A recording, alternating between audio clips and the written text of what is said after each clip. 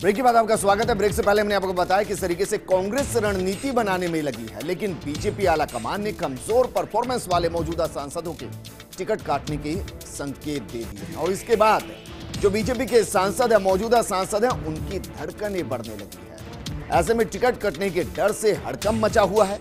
जानकार सूत्रों ने संकेत दिया है कि आने वाले दिनों में बीजेपी के कई सांसद पाला भी बदल सकते हैं, यानी कि जिनके टिकट कटेंगे वो दूसरी पार्टी से टिकट के लिए अपनी पार्टी को छोड़ देंगे। ये रिपोर्ट है। अगले लोकसभा चुनाव में सांसदों की टिकट कटने की संभावना के साथ ही बीजेपी के सांसदों के पाला बदलने का सिलसिला शुरू हो गया है। उत्तर प्रदेश में बहराइच से बीजेपी के निर्वर्तमान सांसद सावित्रीबाई फुले ने कांग्रेस का दामन थाम लिया। उधर बिहार में दरभंगा से जीते कीर्ति आजाद भी कांग्रेस में शामिल हो गए हैं। राजस्थान में तो विधानसभा चुनाव से पहले ही सांसद हरीश मीणा ने पार्टी छोड़कर कांग्रेस का दामन थाम लिया था और विधानसभा चुनाव जीतकर विधायक भी बन चुके। सूत्र बता रहे हैं कि आने वाले दिनों में सिलसिला और तेजी से बढ़ने वाला है। बताया जा रहा है कि बीजेपी के सांसदों के बारे में जो फीडबैक पार्टी आलाकमान को मिला है, उसकी जानकारी सांसदों को भी है, तभी उनको अपनी टिकट कट जाने का अंदेशा है। इस चिंता में वो पाला बदलने वाले हैं।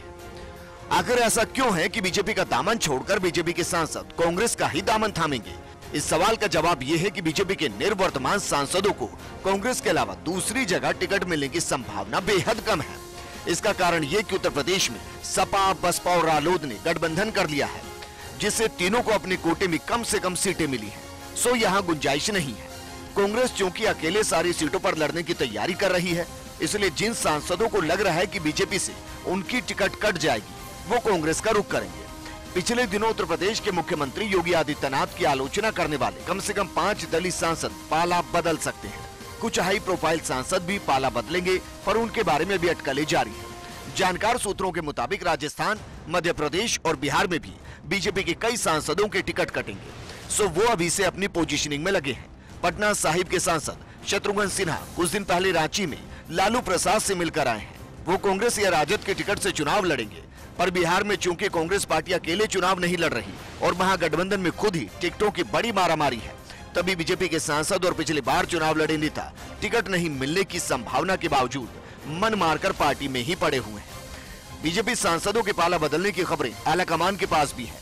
ऐसे में विपक्षी दलों को झटका देने के लिए तोड़फोड़ करने और नहले पर दहले की चाल चलने की रणनीति गंभीरता से बनाई जा रही है। साथ ही विपक्षी दलों में उन कमजोर कड़ियों को ढूंढा जा रहा है जो पार्टी में पीड़ित की श्रेणी में है और आसानी से पाला बदलने के लिए राजी हो जाएंगे। Bureau report, fast India news.